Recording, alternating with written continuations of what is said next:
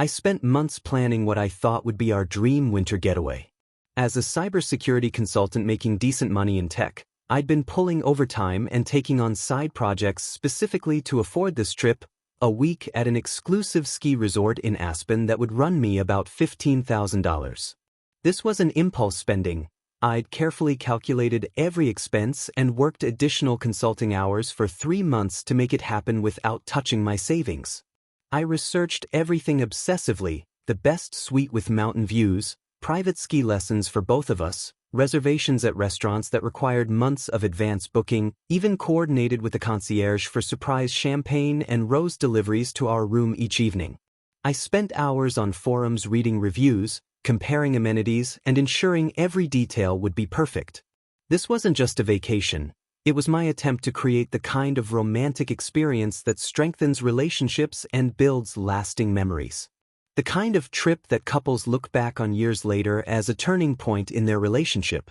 I'd been working 60-hour weeks for 3 months to make this financially possible without touching my emergency fund, because I genuinely believed Natasha and I were building something worth investing in. She was a social media influencer with about 50,000 followers, always posting about luxury experiences, designer outfits, and lifestyle content that made her small apartment look like a penthouse. Her feed was perfectly curated, artfully arranged coffee cups, expensive skincare products, and aspirational quotes about living your best life. I thought she'd appreciate the effort and attention to detail I was putting into this surprise, especially since luxury travel was literally her brand. Her most popular posts were always from expensive hotels and exclusive restaurants, so this trip seemed like the perfect intersection of romance and content opportunities. For weeks, I'd catch myself smiling at work thinking about her reaction when I revealed the itinerary, imagining us on those pristine slopes, sharing intimate dinners with views of snow-covered peaks, and creating the kind of content she'd love posting about. I pictured her excitement when she saw the suite, her delight at the thoughtful touches I'd arranged, and how we'd spend evenings by the fireplace planning our future together. But something fundamental had shifted in our dynamic over the past month, and I was too focused on my vacation planning to recognize the warning signs that were becoming increasingly obvious. Natasha had become increasingly distant and secretive, especially with her phone. She used to leave it lying around casually when we'd watch movies or cook dinner together, but now she carried it with her constantly, even to the bathroom, and would flip it face down whenever I entered the room. I'd notice her typing quickly and then suddenly closing apps when I walked behind the couch. The change was subtle at first, just little behavioral shifts that I attributed to work stress or maybe planning content for her social media collaborations. She started receiving calls at odd hours, always stepping out onto the balcony or into another room to take them, lowering her voice and claiming they were business-related discussions with potential brand partners or photographers. These conversations would last for hours sometimes, and I'd see her laughing in ways I hadn't heard in weeks. When I'd ask about these mysterious business opportunities with genuine interest in her career growth, she'd deflect with vague responses about confidentiality agreements and ongoing negotiations that she couldn't discuss yet. Her answers felt rehearsed, like she'd practiced explaining away these calls.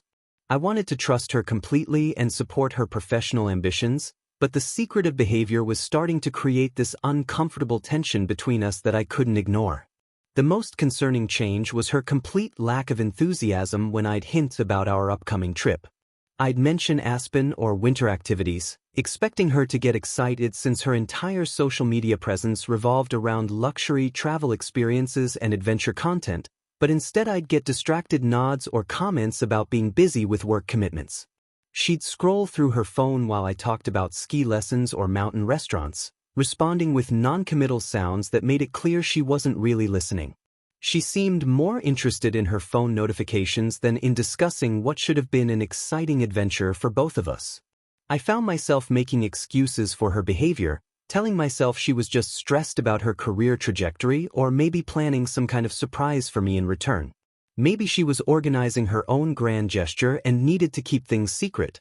Looking back, I was desperately clinging to the hope that this expensive romantic gesture would somehow reset our relationship dynamic and bring back the connection we'd had in the earlier months of dating, when she'd light up talking about our future plans and actually seemed excited about building something together. I convinced myself that once we were away from the distractions of daily life, surrounded by luxury and natural beauty, she'd remember why we worked together and we'd rediscover that spark that had made everything feel so promising. The irony wasn't lost on me that I was working myself into exhaustion to fund a romantic escape that might be the very thing that would finally reveal where we actually stood with each other, and whether what we had was worth fighting for. The bombshell came during what I thought was going to be a routine conversation about our departure timeline. I was reviewing the final travel confirmations on my laptop when Natasha casually mentioned something that made my blood run cold. She told me that Carlos, her college ex-boyfriend, had just returned from his tech startup venture in Silicon Valley and wanted to reconnect with her. The way she delivered this information was almost practiced, like she'd rehearsed how to make it sound innocent and coincidental. Carlos had apparently been working for some prestigious tech company for the past few years, building connections and gaining experience before launching his own startup focused on AI-driven marketing solutions. She described him as incredibly successful now, someone who'd really made something of himself in the competitive world of technology entrepreneurship. I remembered Carlos from the stories she'd told me early in our relationship, her college boyfriend who'd been ambitious and charismatic but ultimately chose his career over their relationship when he moved to California. She'd painted him as someone who'd broken her heart by prioritizing professional success over love, yet now she was talking about him with this unmistakable note of admiration and excitement that I hadn't heard when she discussed our own future plans. The timing couldn't have been more suspicious or hurtful. Here I was, having worked myself to exhaustion planning our romantic getaway, and she was announcing that she wanted to spend time with her ex-boyfriend the night before we were supposed to leave together. She told me they were meeting for drinks at some trendy downtown bar that evening, framing it as catching up between old friends who wanted closure after all these years. The way she explained it made it sound like this was just a mature, adult conversation between two people who'd shared history and wanted to clear the air before moving forward with their respective lives. But her body language told a completely different story. She was more animated talking about Carlos than she'd been about anything in weeks, including our expensive vacation plans. When I questioned the timing and appropriateness of meeting her ex-boyfriend hours before our departure, she immediately went on the defensive and accused me of being jealous and controlling. She said I was being unreasonable and that my reaction proved I didn't trust her, which was exactly the kind of manipulation tactic that makes you doubt your own instincts. She insisted that Carlos reaching out was completely innocent and that she owed it to herself to have this conversation, especially since they'd never really had proper closure when he left for Silicon Valley. According to her, this meeting was about putting the past to rest so she could fully commit to our relationship without any lingering questions or unresolved feelings. She made it sound like she was doing this for us, to clear away any emotional baggage that might interfere with our future together. The more she talked, the more obvious it became that she'd been in contact with Carlos for longer than she was admitting. Her explanations were too detailed and well-rehearsed for someone who just heard from an ex out of the blue.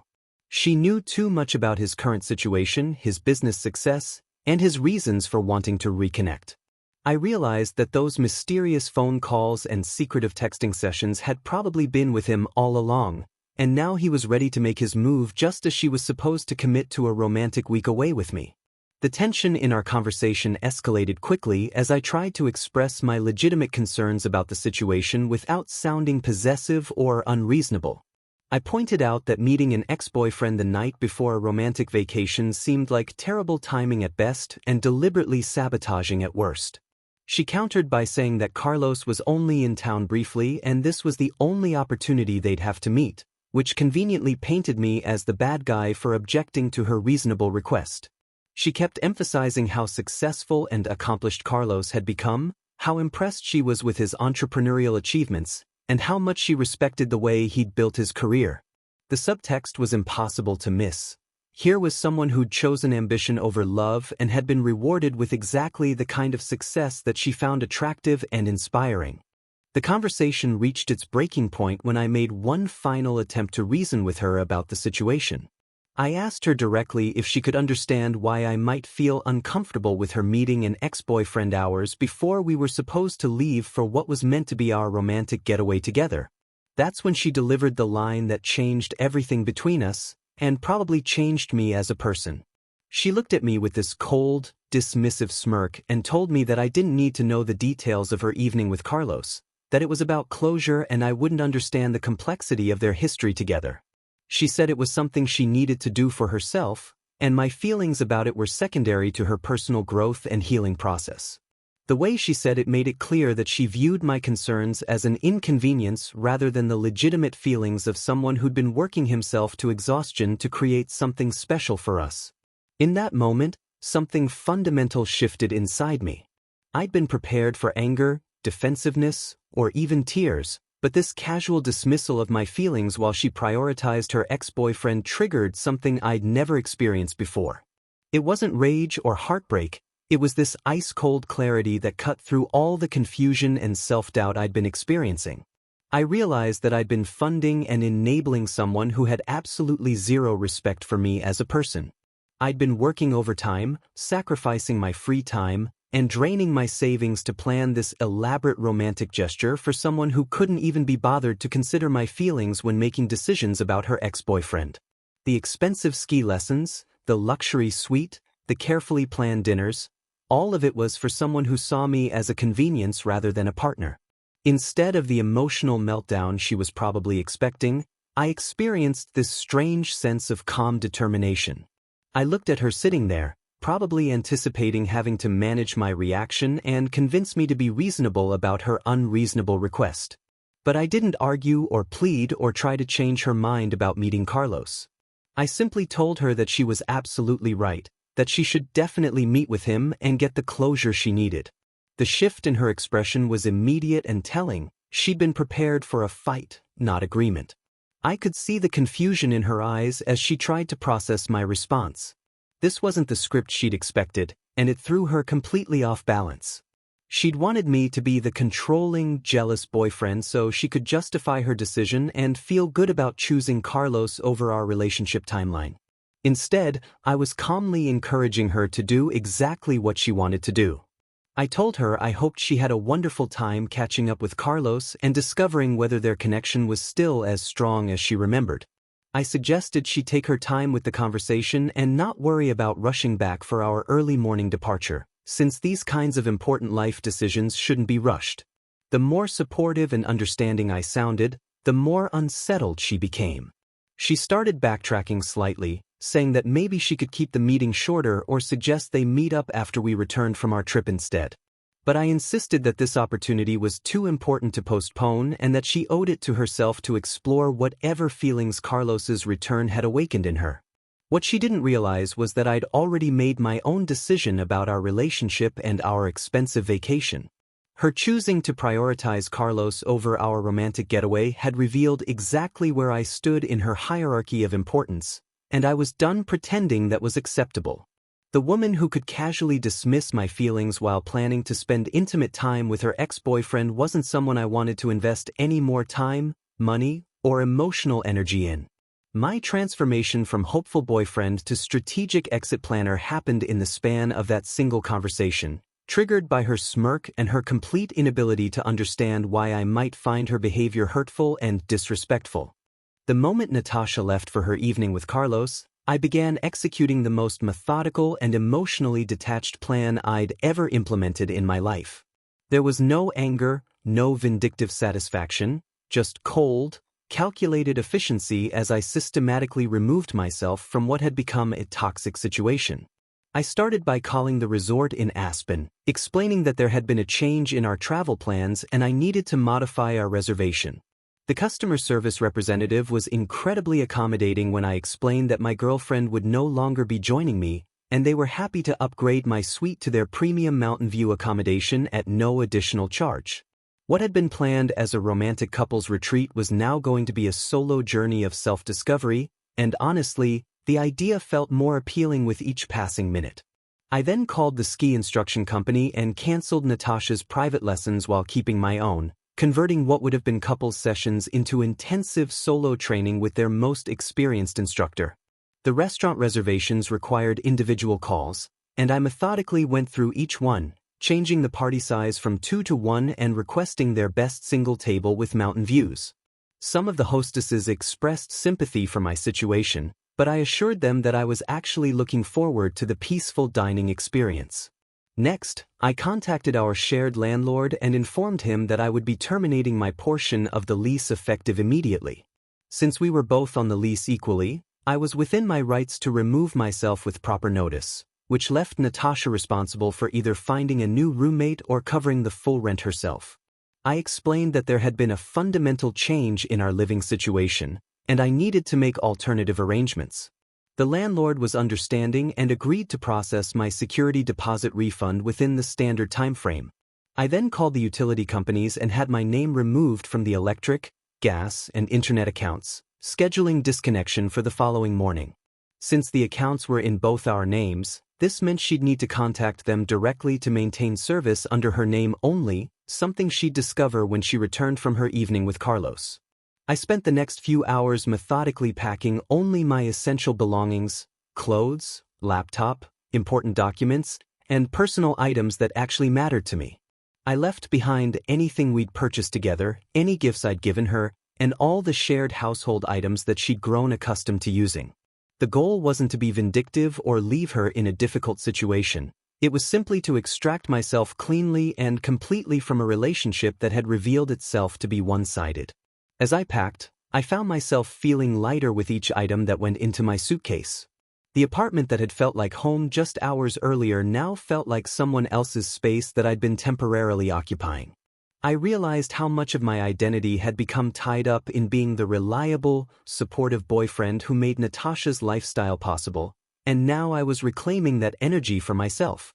I arranged for a moving company to collect my larger belongings the following week and put them in storage until I could find a new place. Then I booked myself into a luxury hotel near the airport for the night, the kind of place I'd avoided while saving money for our vacation but could now afford since I was no longer funding someone else's lifestyle. I sent Natasha a single text message around midnight, knowing she'd likely be too distracted with Carlos to check it immediately. I simply wrote that I hoped she was having a wonderful evening getting the closure she needed, and that I'd decided to give her the space to explore whatever Carlos's return meant for her life. I mentioned that I'd made some adjustments to our living arrangements and travel plans to make things easier for her, and that I hoped she'd find exactly what she was looking for. There was no anger in the message, no ultimatum, no attempt to make her choose between Carlos and me. I'd already made the choice for both of us. As I settled into the hotel room that night, looking out at the city lights and thinking about the mountain slopes I'd be enjoying alone the next day, I felt a sense of peace that I hadn't experienced in months. For the first time in our relationship, I wasn't worried about Natasha's reaction, wasn't calculating how to make her happy, wasn't planning my next thoughtful gesture to show her how much I cared. I was simply focused on the life I was about to reclaim and the self-respect I was finally prioritizing. The irony wasn't lost on me that her casual dismissal of my feelings had actually freed me from the exhausting cycle of trying to earn appreciation from someone who fundamentally didn't value what I brought to the relationship. Tomorrow I'd wake up in Aspen as a single man with no obligations to anyone but myself, and that thought was more exciting than any romantic getaway had ever been. Natasha's morning began with the kind of chaos that comes from having your entire reality shifted without warning. I was already at the airport, sitting in the first-class lounge and enjoying a peaceful breakfast when her world started falling apart in real time. According to the timeline I pieced together later from her increasingly frantic messages, she'd returned home around 3 in the morning to find the apartment dark and my belongings gone. At first, she probably assumed I'd just gone to stay somewhere else for the night to avoid an awkward conversation about her evening with Carlos. It wasn't until she tried to turn on lights and discovered the electricity had been disconnected that the full scope of what had happened began to dawn on her. Her first text came at 6:30 in the morning, just as I was boarding my flight. It was a confused message asking where I was and why the power wasn't working in the apartment. I was already settled into my first-class seat, watching other passengers struggle with carry-on luggage while I sipped champagne and reviewed my upgraded ski lesson schedule. By the time she realized that the internet and gas had also been disconnected, and that my name was no longer on any of the utility accounts, panic was beginning to set in. Her messages escalated quickly from confusion to anger to something approaching desperation as she called the utility companies and discovered that restoring service would require her to establish new accounts under her name, provide security deposits, and wait several days for reconnection. The apartment she'd grown accustomed to living in was suddenly uninhabitable, and she had no backup plan because she'd never had to think about these practical realities before. Her next discovery was even more devastating to her sense of security and control. When she called the ski resort to ask about our reservation, thinking maybe she could still salvage the vacation and convince me to work things out once we were both in Aspen, she learned that her portion of the reservation had been canceled entirely. The customer service representative cheerfully informed her that Mr. Vincent had explained there had been a change in plans, and they'd been happy to upgrade his suite accordingly. When she demanded to know if there was any way to add her back to the reservation, they explained that the resort was completely booked for the week and there were no available accommodations. Her ski lessons had been canceled, her name had been removed from all the restaurant reservations, and even the romantic touches I'd arranged were now part of my solo experience. She tried calling the airline next, hoping to at least get on the same flight and confront me during the trip, but discovered that her ticket had been canceled as well. When she explained to the airline representative that there had been some kind of mistake, they informed her that cancellations had been processed according to the original booking, and rebooking would require purchasing a completely new ticket at full price. Even if she'd been willing to spend the money, there were no available seats on any flights to Aspen for the next 4 days due to peak ski season demand. The woman who'd been casually dismissing my feelings 12 hours earlier was now discovering that those feelings were attached to the person who'd been making her entire lifestyle possible. By 10 in the morning, she was sending me desperate text messages begging me to call her back and explain what was happening. She wrote that she needed to understand why I was doing this to her, and that whatever problems we had could be worked out if I'd just communicate with her like an adult. She promised she could explain everything about her evening with Carlos, and that it hadn't meant what I thought it meant.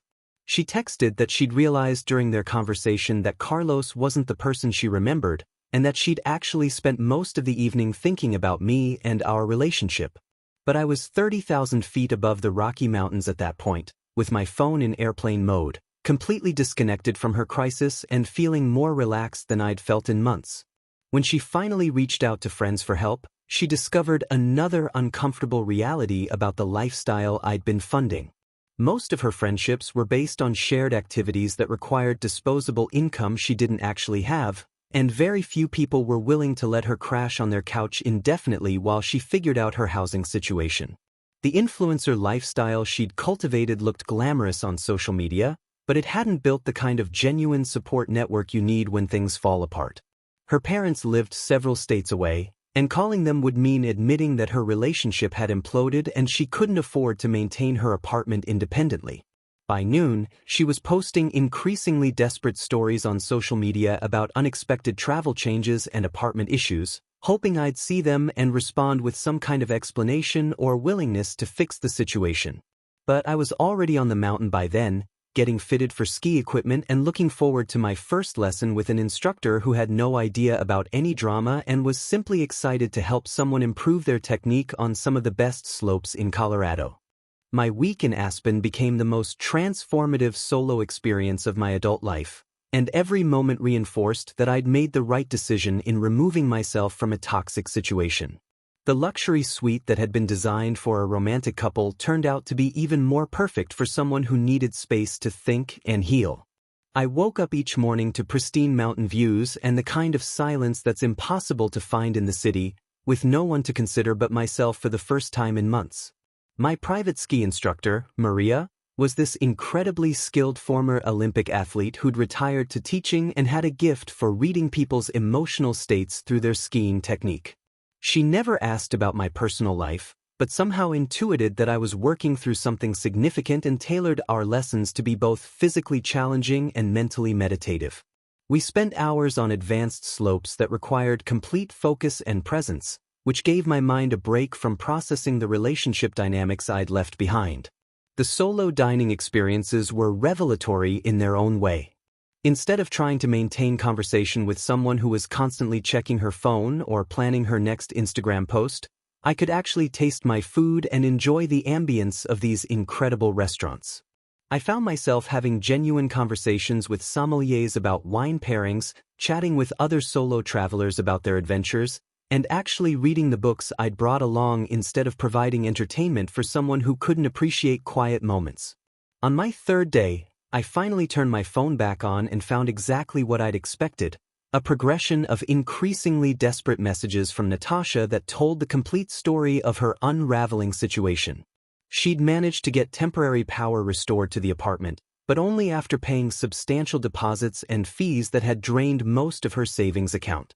She'd discovered that finding a roommate on short notice was nearly impossible, especially since she couldn't afford the security deposit for someone else and most potential roommates wanted to see proof of stable income.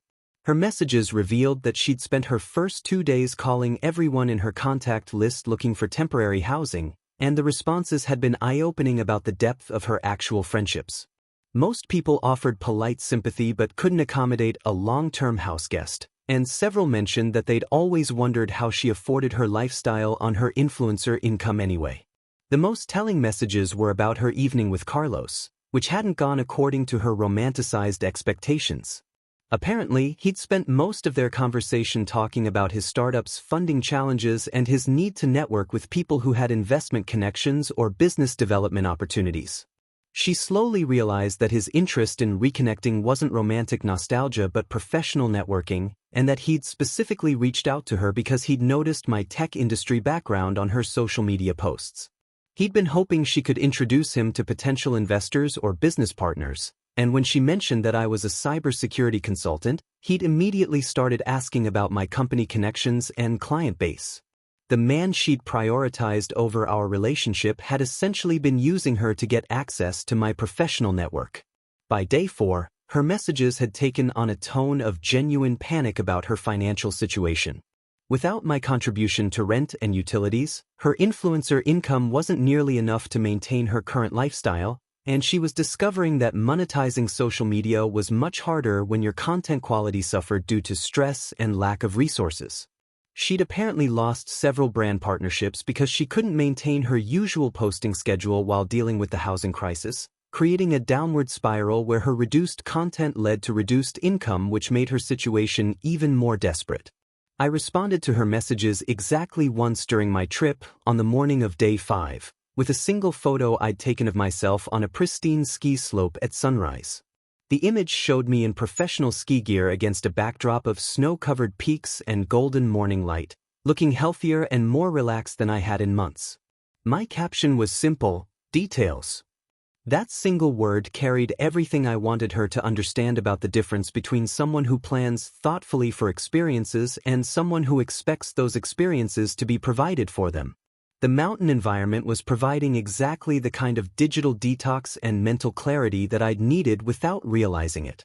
I found myself sleeping better than I had in months, waking up naturally with the sunrise instead of being jarred awake by alarm clocks or Natasha's early morning phone calls from brands wanting to discuss collaborations. I was eating meals at appropriate times instead of waiting for someone who was always running late because she was taking selfies or dealing with follower comments. I was having conversations with interesting people about topics that mattered instead of listening to complaints about engagement rates and algorithm changes. Every day reinforced how much emotional energy I'd been spending on managing someone else's priorities and reactions instead of focusing on my own well-being and goals. The spa treatments, which I'd originally planned to enjoy with Natasha, became opportunities for genuine relaxation instead of trying to create romantic moments with someone who was mentally somewhere else. The scenic gondola rides gave me time to think about what I actually wanted from life and relationships instead of constantly strategizing how to make someone else happy who seemed fundamentally unable to appreciate thoughtful gestures.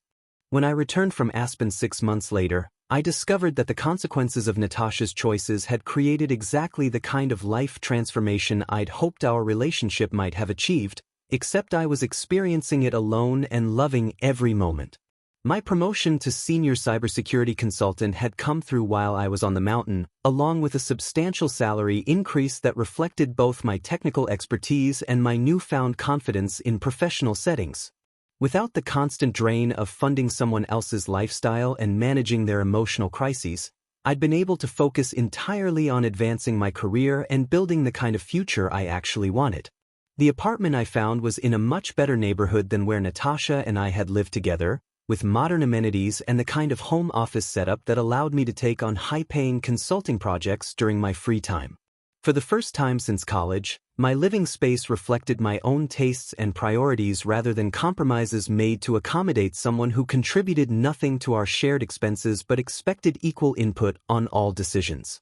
I'd also started dating Sophia, a fellow cybersecurity expert I'd met through a professional conference 3 months after returning from my trip. She was everything that Natasha wasn't: financially independent, intellectually stimulating, and genuinely interested in building something together rather than expecting to be entertained and funded.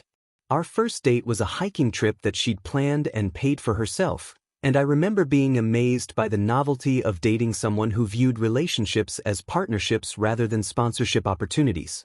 Meanwhile, the information that filtered back to me about Natasha's situation painted a picture of someone who'd learned some hard lessons about the difference between lifestyle and actual financial security. Carlos had apparently disappeared back to Silicon Valley within days of their meeting, once he realized that she couldn't provide the business connections he'd been hoping for.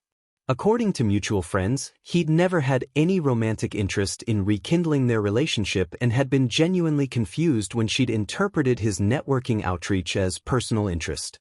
The man she'd prioritized over our relationship had essentially ghosted her once he realized she wasn't useful to his professional ambitions. Her financial situation had spiraled far worse than I'd anticipated.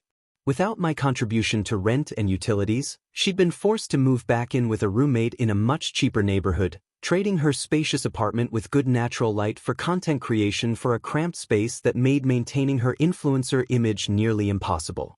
Her follower count had dropped significantly because her content quality suffered when she couldn't afford the lifestyle products and experiences that had made her posts engaging in the first place. Several major brand partnerships had ended when she couldn't deliver the kind of high-quality content they expected, creating a downward spiral where reduced income led to reduced content quality, which led to even more reduced income. The most telling detail was that she'd apparently started working retail shifts at a high-end boutique to supplement her dwindling social media revenue, which meant she was spending her days selling the kind of luxury items she used to showcase on her feed but could no longer afford to purchase herself. According to people who'd seen her at work, the irony was painful to watch. Someone who'd built her online persona around effortless luxury now folding clothes and processing returns for the customers who could actually afford the lifestyle she'd been pretending to live. Her social media presence had devolved into increasingly desperate attempts to maintain relevance through engagement bait and motivational content about overcoming challenges, but her audience could apparently sense the desperation behind the posts. Comments on her recent content often included questions about what had happened to her relationship and lifestyle, and whether the changes were temporary or permanent. She'd stopped posting about travel, expensive dinners, and luxury purchases entirely, instead focusing on generic inspirational quotes and behind-the-scenes content from her retail job that was trying too hard to make minimum-wage work look aspirational and empowering. I learned through our mutual friend network that she'd been periodically stalking my professional social media profiles, watching my career advancement and lifestyle improvements from a distance. She'd apparently seen photos from my and Sophia's weekend trips, professional achievements I'd shared, and the clear evidence that my life had dramatically improved since removing her from it. Several people mentioned that she'd made comments about how different I looked in recent photos, healthier and more confident, and that she seemed to finally understand what she'd given up when she'd chosen to prioritize Carlos over our relationship. The most satisfying piece of information came from a former coworker who'd run into her at a coffee shop 6 months after our breakup. Apparently, she'd spent 20 minutes talking about how she'd made the biggest mistake of her life by not appreciating what she had with me, and how she'd realized too late that financial security and genuine care were more valuable than excitement and uncertainty.